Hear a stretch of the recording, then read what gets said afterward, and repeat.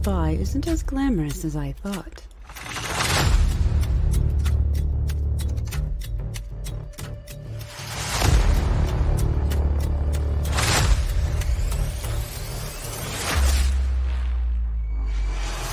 But it isn't dull.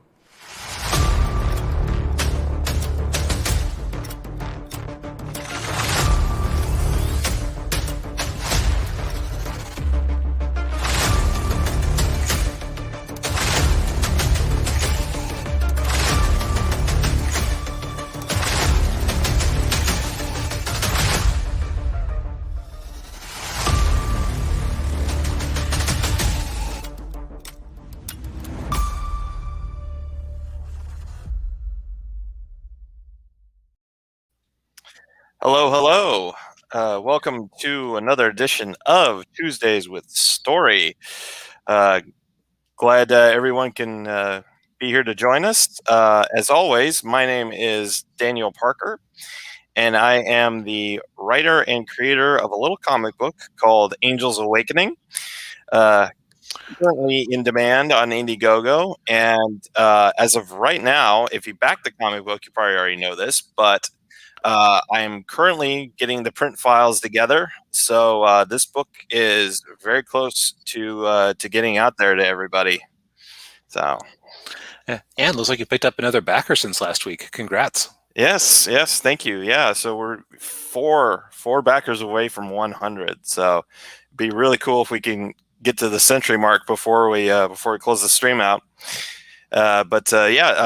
Link to that is in the description down below. And as always, joining me is my partner in crime off to my left here, or right on the Stage screen. right. Stage right, yeah. So, hey, it's your boy Darth Bobcat. Remember to smash that like button, subscribe to the Patreon. Do you have a Patreon? I don't have a Patreon, but I believe you have a Patreon. I do, but that's different than the show. Yeah. I'm not going to take money off of your plate for hosting these. All also, right. hi Marsa. Hey Marsa. And I hope I'm pronouncing that right. Yeah, hey Rena. Hey Rena. Yep. And I'm the author of Confessions of the MAGPIE Wizard, which currently the second book is on a bit of a discount. I think you could still grab it for $1, but it may have ratcheted up to the next stage where it's $2. If you scroll down an inch, it should. Yep, $1.99. $1.99. Well, which is still $1 less than usual. Yeah. And of course, you can get both books in one. Well, not actually. There will be. So, spoiler alert. At some point, I am going to come out with a combo edition with some light novel inspired art. Ooh. So you have your choice. Do you want the edition that normies will approve of more, or do you want to let your weeb flag fly? Let that weeb flag fly. Yep. So, as always, the fundamental message of our openings is... Yeah. Buy my book! Buy my book! Buy my book! Yes. So, tonight's topic is we're discussing the problem of sequels and follow-ups. And this occurred to us because we are both actually, as we speak, working on sequels and follow-ups. That is correct. Of course, Bobcat's got MAGPIE Wizards 3 and 4 that he's working on. He's also got a spinoff with Rose. And I'm working on I should say, the script for the next installment of I'll just call it Angels Awakening 2. It's not called Angels Awakening 2, but the follow-up story is the script's done, and as soon as that goes out, Bogdan and I are going to start working on that. So, yep, one a little bit robot voice, but oh, sorry. You're fine. Your internet seems to be hating you tonight. Yeah, well, everything on my computer seems to be hating me today. Right. We'll power through it. Yeah. But So it's actually like the easiest thing. Okay, I'm not going to say it's the easiest thing in the world because there's still a lot of blood, sweat, and tears in it. It's the easiest thing in the world to start a story in terms of writing. Hmm. But the trouble is, like, anybody can start a story. It's like it's can you give it a payoff? Yes. And as I mentioned before, failure to plan is planning to fail. See the Star Wars sequel trilogy, where they have now admitted that they had no plan. Yes. And what we got was an absolute mess. Right. There were ideas there that could have worked, but they didn't have a plan for it. Actually, I would say that The Force Awakens, aside from being an example of fan fiction thinking, which we'll get into in a moment, had some interesting things that it set up. Yeah, I would say, you know, it could have given Finn a good character arc. Could have at least, you know, maybe given Rey a bit of a better character arc as well. And, you know, yeah, there was a lot of things that they could have done differently. And I mean, even bringing, you know, Luke Skywalker in to, you know, because that was the whole point of the Force Awakens, was finding Luke Skywalker, and then they found Luke Skywalker, and then oops, yeah, he's a grumpy old man drinking green milk out of a giant alien teat, out of a disturbingly human-looking alien teat. Yeah. But which is a weird sentence to say, but it's accurate. Yeah.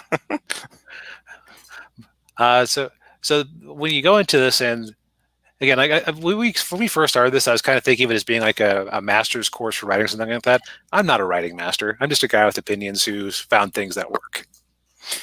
Which is pretty much who I am too. And so I think the biggest thing is, and this is kind of interesting, where you watch how fan fiction writers approach a project versus how a creator approaches a project. So I want you to think about the Rocky series. So you have Rocky 1, which is the basic premise of a down-on-his-luck boxer goes the distance, oh, spoiler alert, with the heavyweight champion of the world. The movie's over 40 years old. I don't think you need to worry about spoilers. Well, you know, now we have to worry about people who weren't born in time to actually watch it at some point. Well, yeah. Go back. Yeah, that's true. And now on a sad sidebar, you just know that as soon as Stallone is in the ground, they're gonna make a remake of it. Oh God. Oh, I hope not. Yeah, he won't even be cold in some studio exec at Sony, which seems to have the Creed movies, is going to be trying to do a. Oh, jeez. Yeah. But not but to anyway. sorry to bring the mood down. Yeah. But so you go from that movie. Second movie is what I would call like.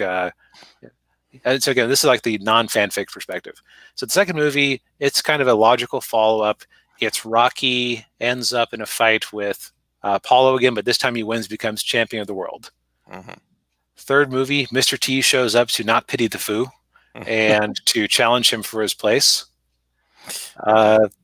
Rocky 4, by that point, he has used his wealth to buy his, a cousin, brother?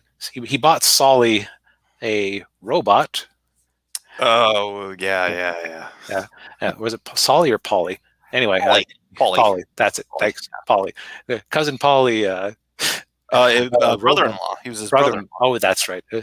So, there's my fake geek girldom, man. Anyways, but he bought him a sassy robot girlfriend and punched out Ivan Drago to end communism, and there was no Rocky 5. That's right. There was a Rocky Balboa, right? Which, if there was hypothetically a Rocky 5, seems to actively ignore that it existed. Yes, which is sensible because there wasn't. Yeah, and and they got a real life boxer in there that they mentored, and then he was a weird guy. Yeah, Tommy Gunn.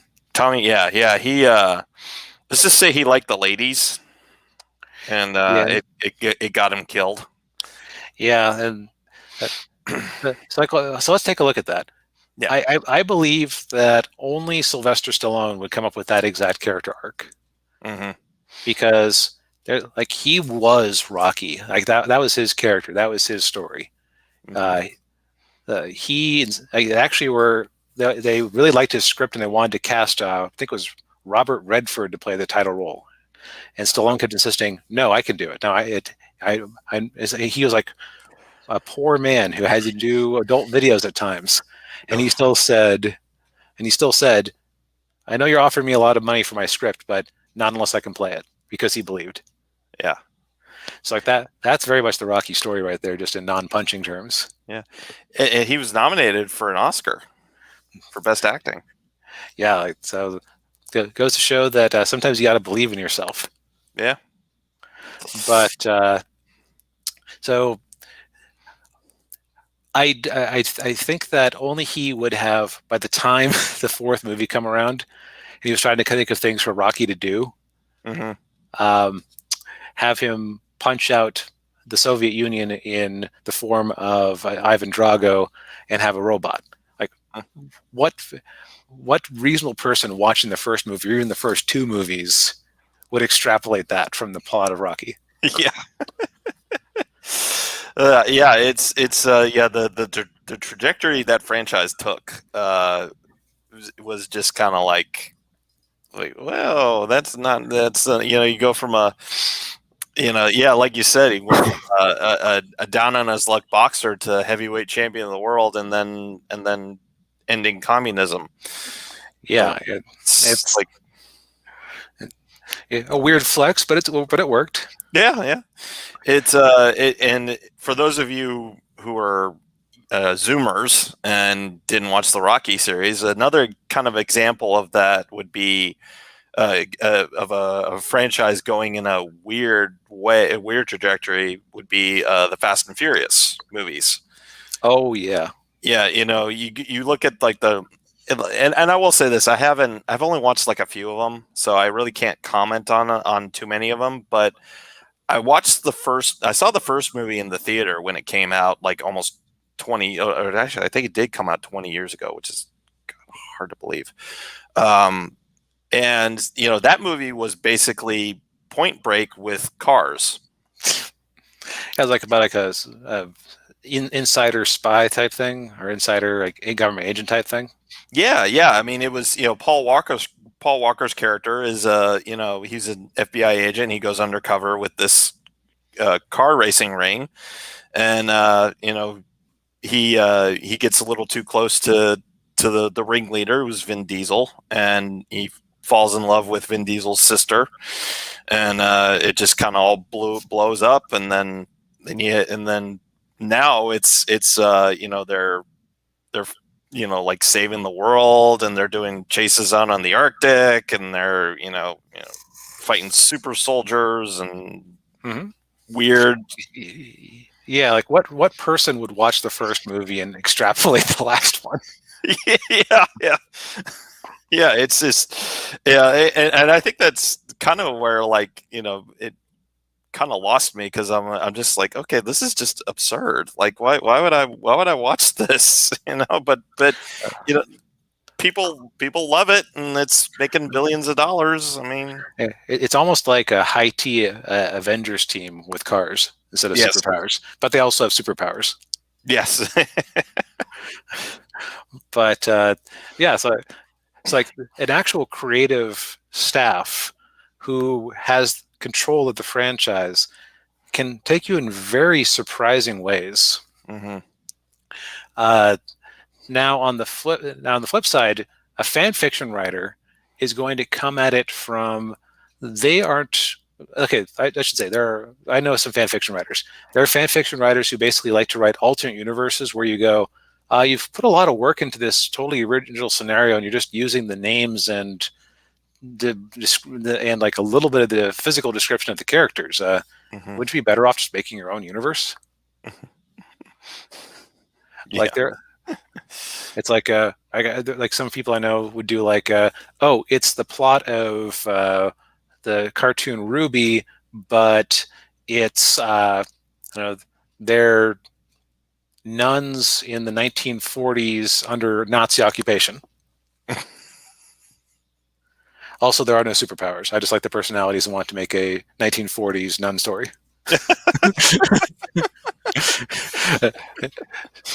Not calling you out, Marseille, but he hasn't written that specific story. I just know that like that's where I met him, was a Ruby fan fiction server. Okay.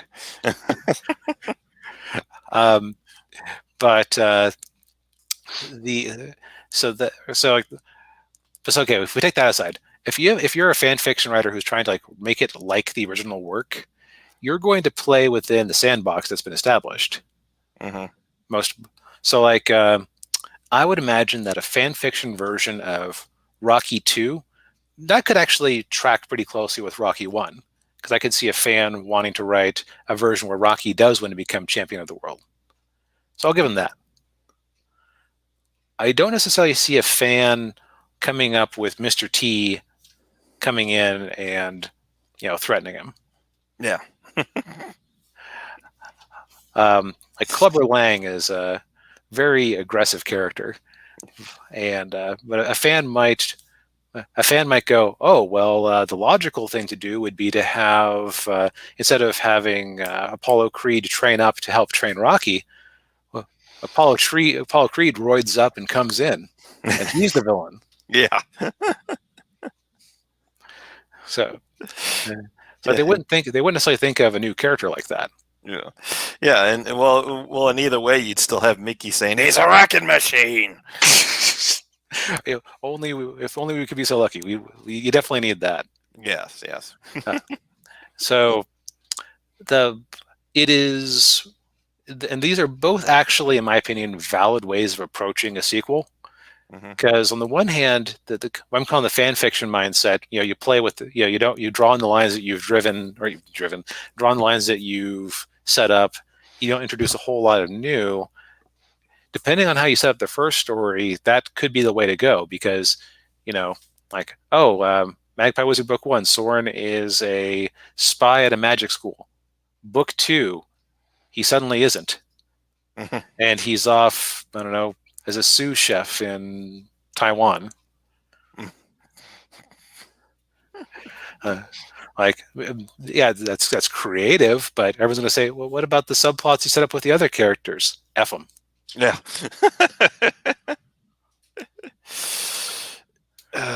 It's a complete total retcon. I don't care what you think. Yeah. It's just kind of interesting to think, because have you read a lot of fan fiction? Not particularly. No, it's not really my cup of tea. Yeah. Yep. That's that's exactly it. Yeah. Right, fan fiction. It's not really fan fiction, in my opinion. You may as well write something original. But it is unfortunately easier to get an audience for fan fiction than original work. Yeah. Yeah, definitely. Yeah. That's where one of your better options is to use fan fiction to springboard into original work. Mm-hmm. Oh, jeez.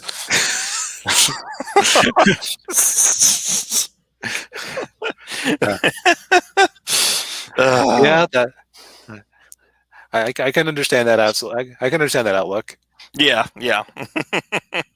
It's something that most series don't delve into. Mm-hmm.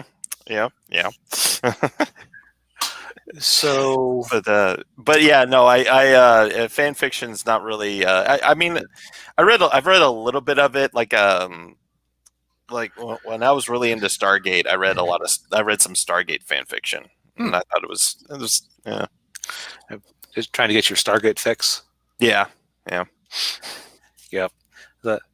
I think the best example that I've ever seen of the fan fiction versus original writer perspective is So there was a, but the so there's this fan comic out there called Dragon Ball Multiverse, where the basic premise of it is that it's like a multiversal tournament, and they asked a bunch of what if questions. What if this character lived? What if this character won? What would the universe be like if the heroes lost and this villain took over? And they had like the examples of all of these fanfic characters who were just constructed within like the tight confines of what Dragon Ball and Dragon Ball Z had been up to that point. And they've been making like I haven't checked for like 5 years, but I bet that comic is still going on. It's actually got really nice art.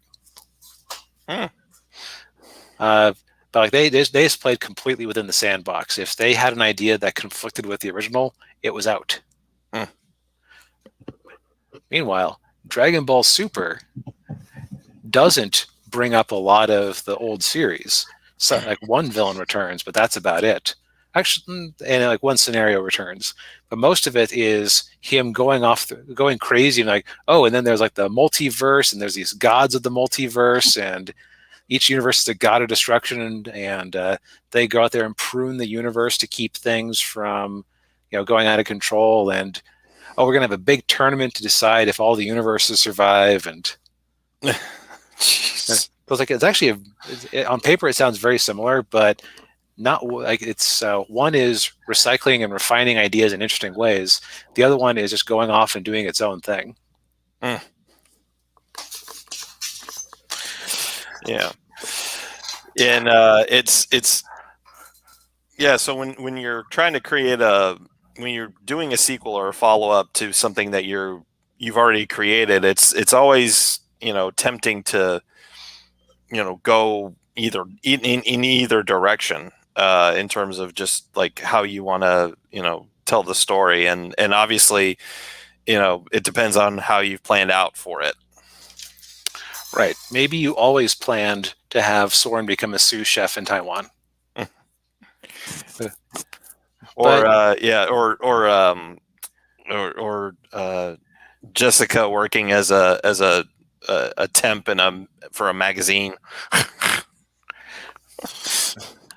That actually wouldn't be a bad cover for one of her spy missions. Yeah, that could work. It ironically enough looked like the original comics version of Ms. Marvel, where she was working for I think J. Jonah Jameson was trying to start like a feminist magazine or something. Oh yeah. Which, man, that's a weird sentence to say. Tonight's the night of weird sentences, folks. Yes. But going back to it, let's see.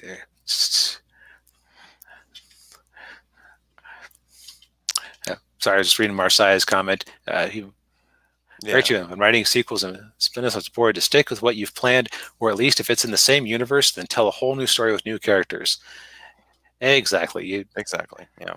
And I think it also kind of depends on the nature of the medium we're working in. Like, this is a story that I asked Daniel about before the podcast, and he apparently hadn't heard it before, which is a fun little piece of nerd history. Yeah. Yeah. So, as you may know, George Lucas, his whole life, like everything he did, was built on the foresight to retain the control of the Star Wars merchandising rights and the series in general. Because back in the day, before you had blockbusters like Jaws and Star Wars, like the toy rights were minuscule. So that's something that Fox probably gave it up thinking, if we get a few more percentage points at the box office, that'll be worthwhile. Dumb Fox. Yeah. Sorry, just real quick. Like, if you want to know more about that, on Netflix, there's a series called "The Toys That Made Us," and one of the episodes is about Star Wars, and they talked about that. Yeah. Dumb Fox. Yeah. So you go out there, and sequels at the time, again, this is like before we started having things like the Marvel Universe and DCEU, where you would have plans that would go like 10 years in the future. The general assumption was that if you make a movie and that movie is a big hit, you kind of want to crap out a sequel as soon as possible before people forget about it, but you better give it like half the budget. Because, and if there's a lot of examples of bad sequels at the time. Smokey and the Bandit 2. This is later, but Caddyshack 2, even Ghostbusters 2. Yeah. And what's another one? Well, I mean the Jaws sequels. Oh God, with the Voodoo Shark by Jaws 4. Oh God. Which one was called The Revenge? Was that the third one? I think it was the fourth, because I think this is like the novel. And God bless movie novelization writers, because they have to try to make sense of things that don't. Well, see, Edward, that the sad thing about the X-Men sequels is that they were made in the area where they were trying to have some sort of plan. They just, dumb Fox. Yeah.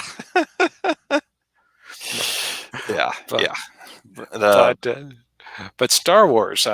So there was actually an original treatment for what the original sequel to Star Wars would have been, because Fox was only willing to give them a very small budget.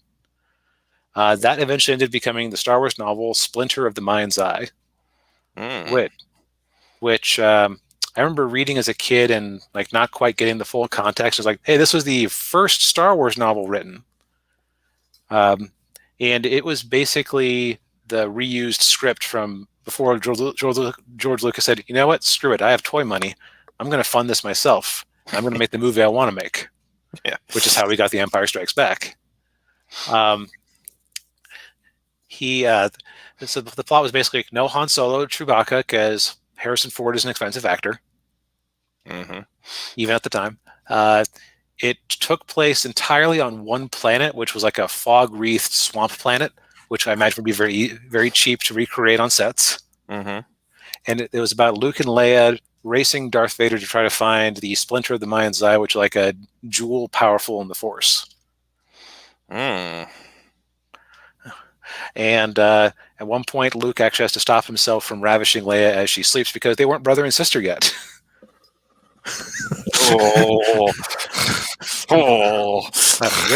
Written by a woman too, so that's which is just which I just find as like one of the more, at least as I recall it was. I may be mistaken on that last detail. Yeah, but regardless, that's like what sequels used to be. Now, I don't think that's a problem for any of us here. I know that I'm not getting any money from Fox Studios to make my books. Yeah, or me. So for those of us working in comics and prose, we can, like, our budget is basically our imaginations to an extent. So that's very nice, Beck. Yep, yeah. Edward, it does all come back to erotic. Yes. I will say, Fox did pull a brilliant maneuver. They let the bidding go up on their sale to Disney for like $70 billion of cash, which, boy, I bet Disney wishes they had that now that they've been shut down for like 2 years. Yeah.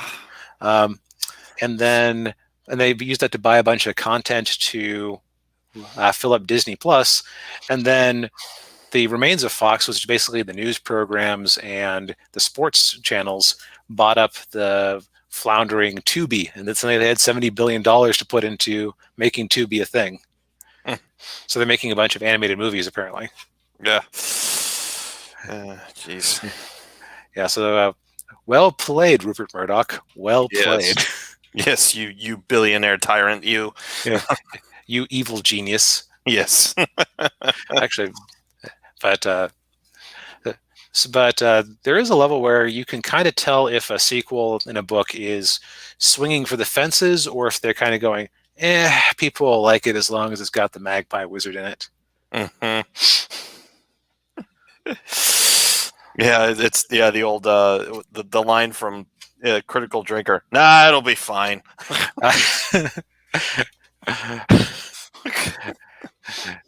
Yeah, it's and Marseille has another good comment. Yeah. Oh, I'm loving the commentary. Yeah. Pretty much corporations often control what can be done with an IP, especially if it's successful. That's why writers are encouraged to write first books that sound of their own, but sequel potential. Yep. And best book example, Ready Player 2, which I didn't even know there was a Ready Player 2. Oh, it did? That's actually really encouraging to hear. Yeah. Marseille, you made my day. Yeah, yeah. Wow. Yeah, I'd heard it was coming out, but I had no idea. I didn't even know that. I didn't know that was a thing. yeah, I mean, I wish I actually had seen Ready Player One now. I thought it was okay. Um, it it got really silly at the end. Yeah. But it was. I mean, it's a long movie too. I think it's like 2.5 hours, and they could have easily trimmed that back to 2 hours. Yeah, that's an interesting thing that's been happening is that the average length of movies seems to be creeping up over time. Oh, here's a question, Edward. What actors we want to play our characters or books if Fox bought the rights and made the movies? So I'm really hesitant of having like a live action of my comic books, but if there was a live action, there is an actress that I think would be really good. She at least looks. She could look like Jessica. I don't know if she could play the part of Jessica, but it's her name is Samara Weaving, and I don't know if anybody has ever heard of her. If you Google her, she looks like she could be Margot Robbie's twin sister. Oh yeah, that's spookily Margot Robbie. Yeah. She but yeah, it's like, and they're both Aussies, and I think they're both about the same age. And but I mean, if you gave her brown hair and gave her the beauty mark on her chin, I think she could look just like Jessica. Let's hear. So on my side, I've always thought that like the logical way to adapt my story would be in animated form, since it is very well weeby. Mm-hmm. Partially, it's because I don't know that. So if it was Fox specifically, I mean, in Aragon they had people wearing jeans, so that's a couple of points. Yeah. But I mean, if we assume it was a good adaptation, Mm-hmm. I will admit that I'm not as up on my actors as I could be. I kind of have, sadly, a lot of my movie time has ended up turning into writing time Mm-hmm. and other activities time. As far as voice actors, let's see here. So Soren, whenever I hear Soren's narrative voice, where he's describing what's going on in the past, so there's like this old stuffy British gentleman who's pretending to be like the 90-year-old Flashman in the Flashman Papers, what do you call it, audiobooks, who is in my head every time I talk. I am having Soren write narration. Mm-hmm. That he would be good for like I would. He's probably dead by now because those books started being written in the 70s. I noticed that the later books switched to a new guy, which is a shame. Yeah. But yeah, somebody like that would be like a great narrator. I'd have to do some research to really answer that question. Yeah. So let me. I'll just show her who. Let me share my screen real quick, just so that people can get a. Oh, the other challenge on my end is that you'd have a lot of Japanese writers or Japanese actors and actresses. So your pool of them who would speak English would be a little bit limited. More so than like if if you want to be weird verisimilitude is you'd have the characters all speaking in Japanese and then be dubbed badly because that's how the translation magic works in the universe. Yeah. But yeah, so I don't really have like anybody in particular I would choose. Yeah. Marasai's got a good one. Feel about prequels, sequels. Feel like those are bigger risks than straight. I'm not the biggest fan of prequels. It depends on what you're trying to do. It depends on the story you're telling, because if the main issue I have with them is that if you're doing like a younger version of an already established character, and it's you put that person in any kind of danger, they're going to come out of it all right, because the stakes are kind of low, because like they're going to survive, because they're like, oh well, they show up later on. That was kind of one of the problems I had with the Star Wars prequel trilogy, with like Obi-Wan Kenobi or Anakin being put in any kind of peril. It's like, well, I already know what happens. Yeah, I already know what happens to him, so it's not like okay, come on, let's get on. That's actually kind of the nice thing about Ahsoka in the Clone Wars, is that she's a character who, in theory, anything could happen to. Yeah, exactly. Yeah, I mean, and and that she isn't around in the original trilogy, so it's like you're always on. Okay, is this where they kill her off? Mm-hmm. Exactly. Yeah, and also too with you go say that with Mace Windu. It's like, okay, well, when's Mace Windu going to bite it? Because he knew he was going to bite it at some point. Yep. Yeah. I'd say that prequels have their place, and technically, I have a similar issue in MAGPIE Wizard, because it's all Soren's recollections and reminiscences. It's his confessions at the end of his life. Mm-hmm. The way I get around, and I've established that there's one other character is still alive, because he refers to them still being alive and how much he hates them. Yeah. So those two characters, I can't meaningfully do anything dangerous with. And Marseille, since he's a reader of the books, knows that I'm talking about Hero, who I believe his MAGPIE Wizard is like Soren intruding on a perfectly functioning anime harem series. Hero is the original harem protagonist, the unwilling schlub who attracted the circle of waifus. And has absolutely no idea at what to do. Right, because he has the one he likes, but he doesn't want to hurt anybody's feelings. Right. But now, so the way you can kind of get around that is, in a prequel setting, you can have characters like Ahsoka and Mace Windu who now Star Wars is more definitive than others. Like if you had a Star Trek prequel series, like let's say you had a good version of Discovery.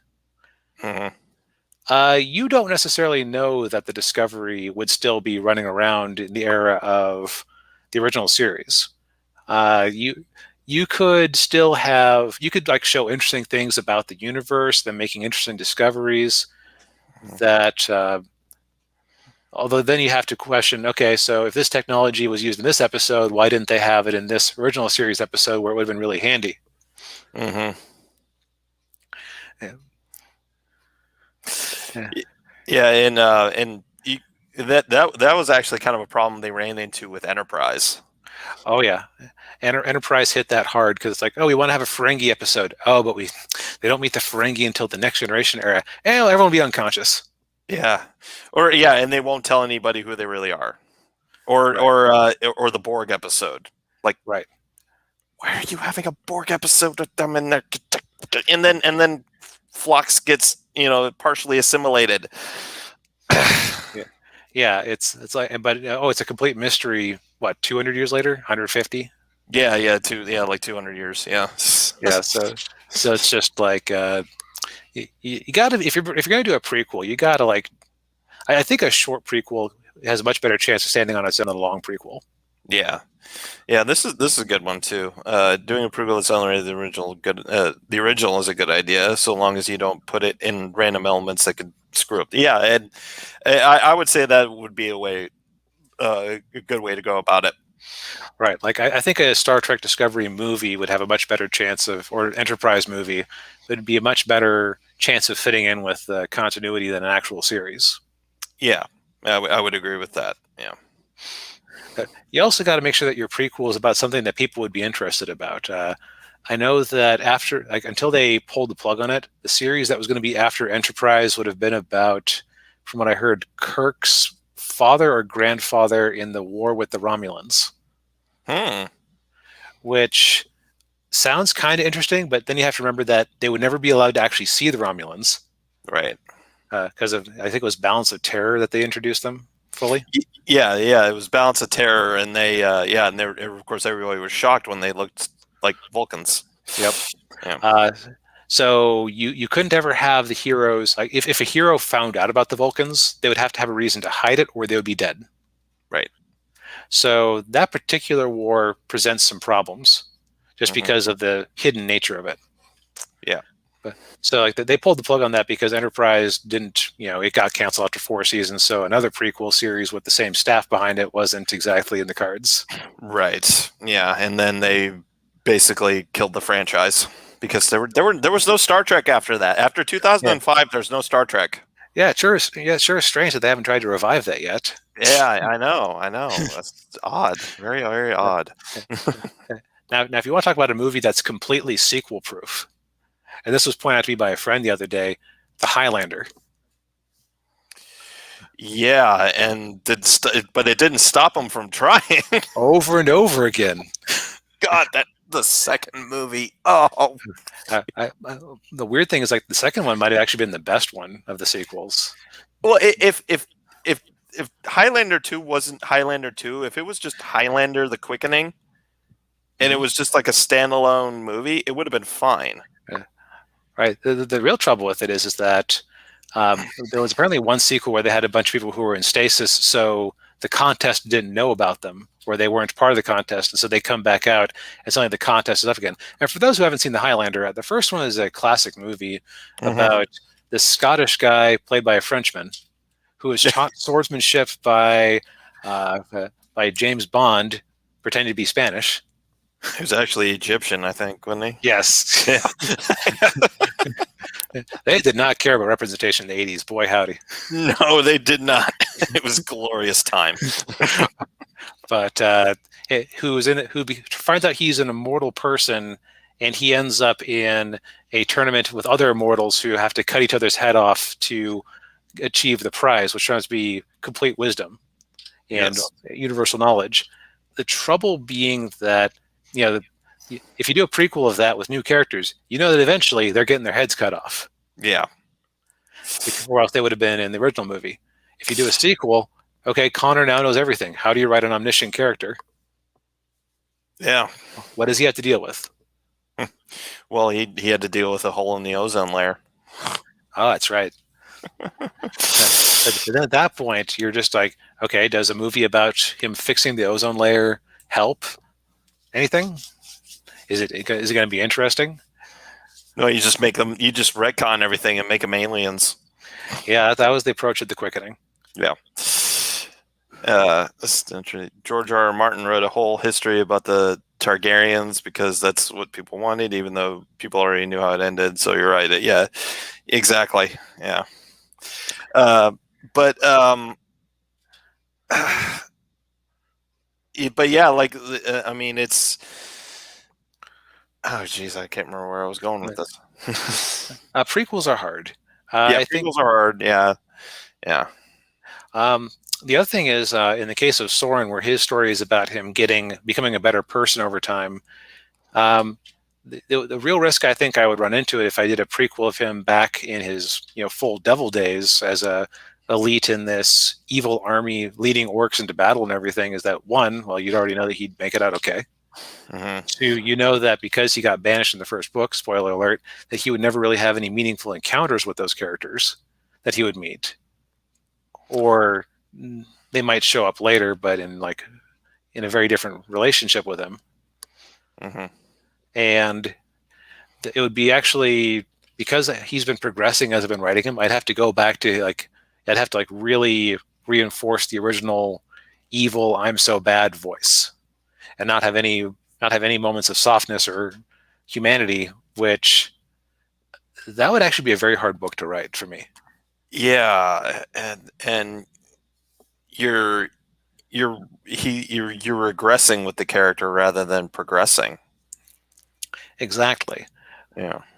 I think I would actually want to do a series like that as like a graphic novel instead of or a book of that sort of as a graphic novel instead of as a prose book, just because I could make it shorter and still tell like a meaningful story, and you wouldn't have quite so much of his inner monologue. So I could you wouldn't have to, you know, you wouldn't have to marinate in that.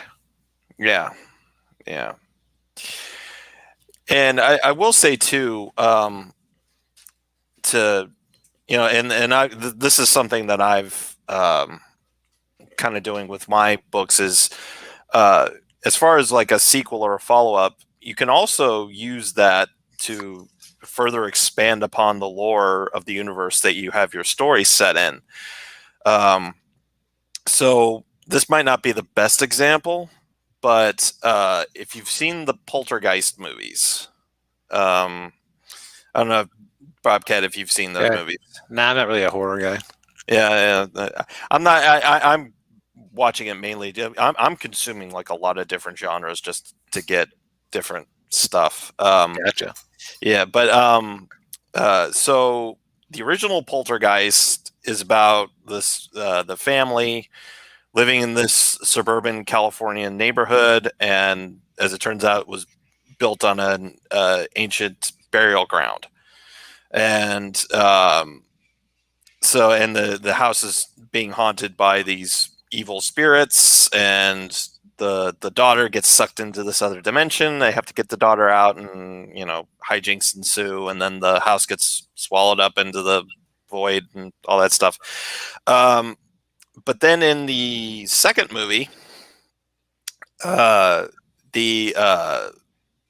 villain in the first movie actually has a name and a face, and they actually expanded upon like, okay, well, why was who was buried underneath the house, and why were they evil and all that stuff. And it was basically it was a doomsday cult, and they were buried alive, and and then they weren't able to cross over, and they had the whole afterlife stuff. So Poltergeist 2, even though it wasn't really a very good movie, it did build on the lore a bit more.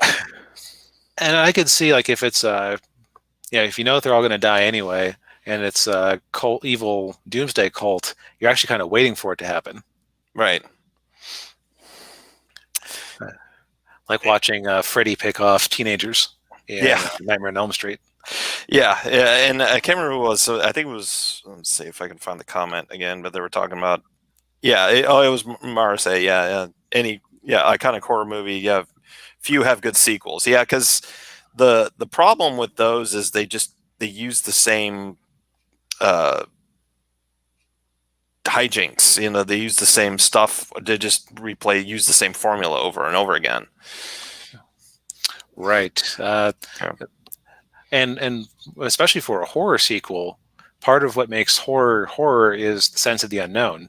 If you start being able to figure, okay, I know what Jason can do after 5 movies. I kind of know Jason's deal. Jason might not be the best example, because my horror-loving friends would tell me that's like the one series that never really had a truly unentertaining sequel. Never not have bad sequel. Never didn't have that one that was at least entertaining. Yeah. A very, very different measuring stick. Yes. Yeah. And what's another? So another one.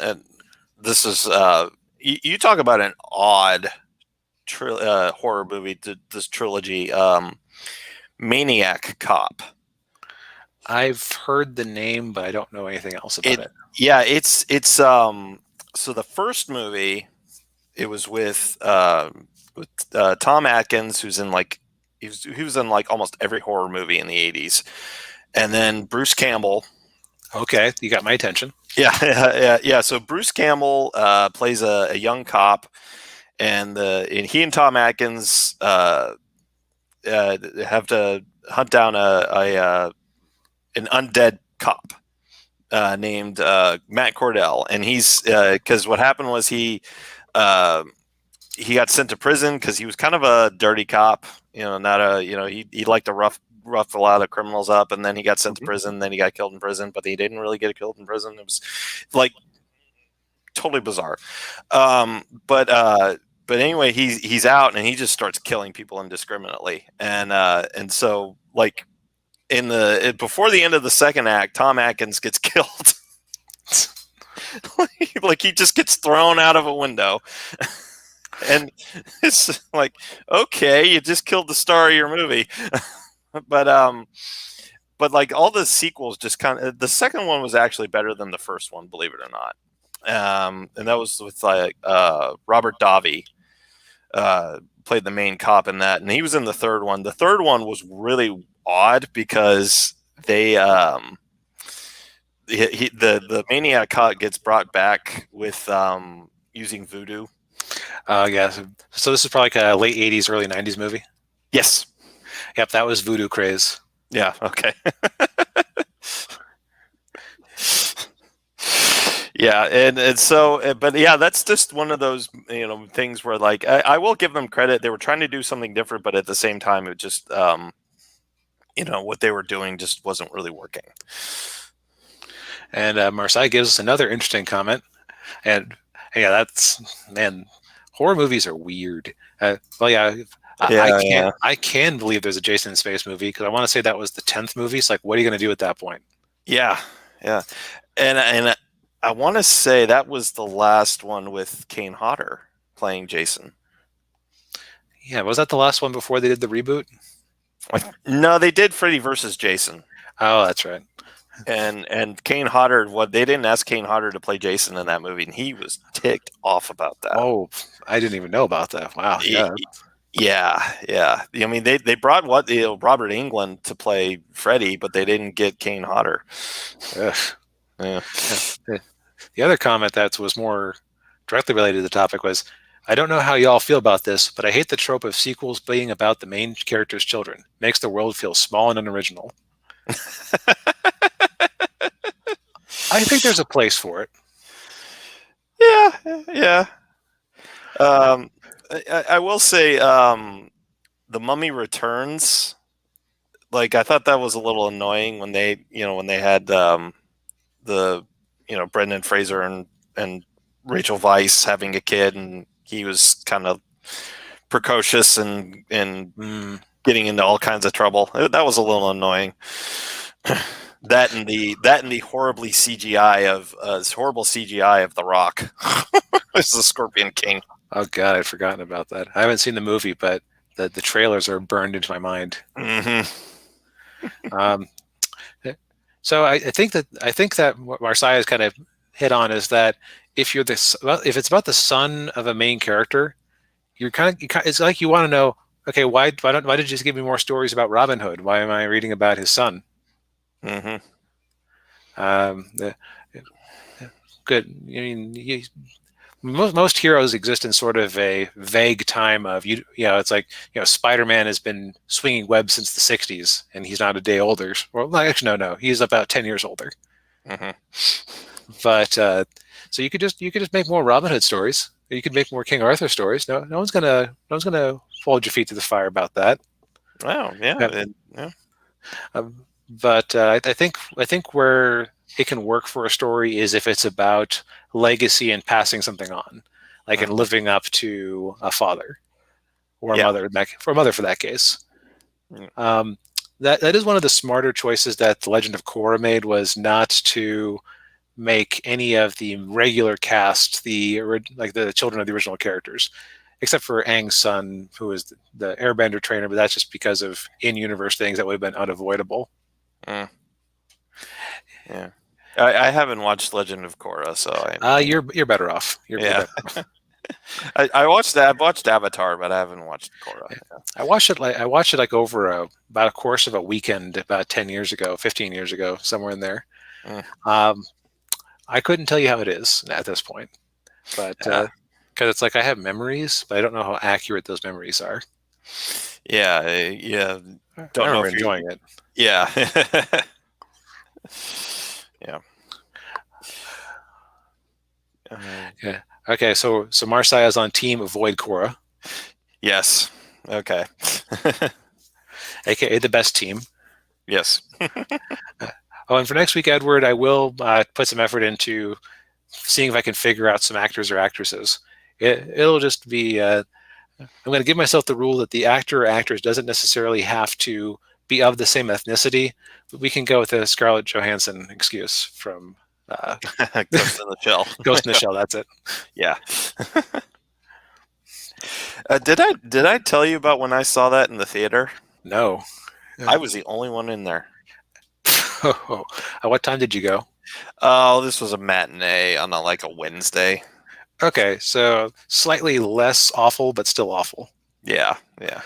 Although when you have those magical moments where it's just you or you and a group of friends are the only ones in the theater, that's so much fun. Oh, yeah, you can just roast the movie, talk to each other.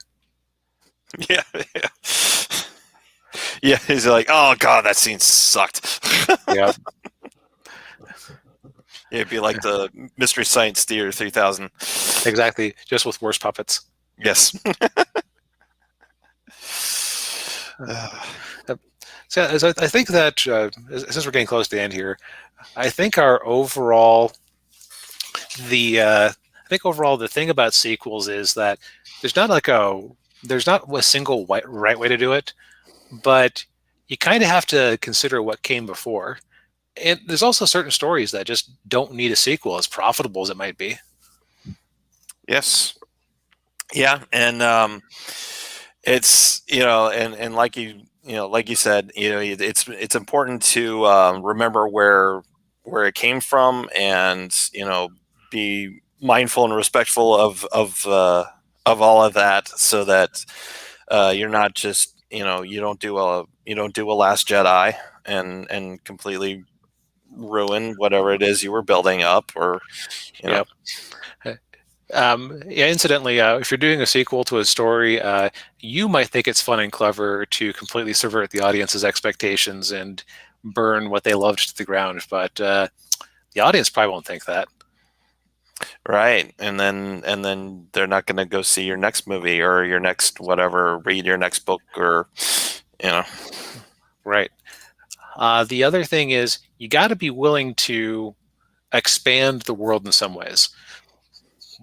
Like Rocky IV, I think, just from what I see online, I think it's generally the most widely regarded Rocky movie outside of the original. Yes. And it was about him punching out communism. So it's which you wouldn't get from the first movie. So be willing to have interesting ideas and introduce new things, just as long as they play nicely with what was there before. Exactly. Yeah. And also to just yeah, and also tell a good story. Mm-hmm. Which is the most true, but the most man. If you're struggling, just tell a good story, man. It'll be good. Yeah. How? It's got to be good. With quality. Yeah. Just, the old Falcon speech. Just do better. You need to do better. Yep. Do you have any specific policy proposals? I'm not a politician. What are you asking me for? I'm just the idea man. What is your idea? Do better. Yeah. Tell me one thing that I could do better. We're done. Yeah, that's it. Yeah. All right. Well, that's all the time we have for tonight. Want to thank everybody for watching and commenting. We really appreciate it. Any final words, Bobcat? Let's get Daniel to 100 copies. Yes, exactly. All right. We will be back next week, same time, same channel. Until then, I'm Daniel Parker. Yep. And this is Darth Bobcat over here. Yes, indeed. The man behind the mask of Animu. Yes. All right. We'll see you all next time. Good night, everybody. Yep. Later. The life of a spy isn't as glamorous as I thought.